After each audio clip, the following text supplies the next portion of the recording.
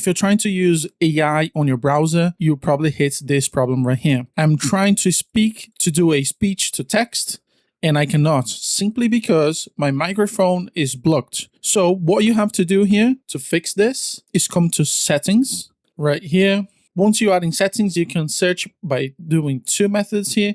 You can either type microphone, and then if you scroll down, it will show you the permissions and data, and you can find it through this way, or you can simply come through the side menu and look for permissions and data as well, and it will bring up this tab. Once you are in this tab, you want to click microphone. Once you are in microphone, you can simply come here, block new requests, and make sure this is unchecked. And then you press save settings.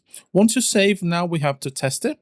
So it will show this pop-up now. We want to allow, and I want to always remember this configuration. So let's allow, make sure it's selected your microphone right here. And then, hello Claude, I'm just testing my microphone to see if everything is working correctly. So that's done, and as you can see, this is actually working. So you have successfully enabled your microphone usage through settings. Please like and subscribe for more.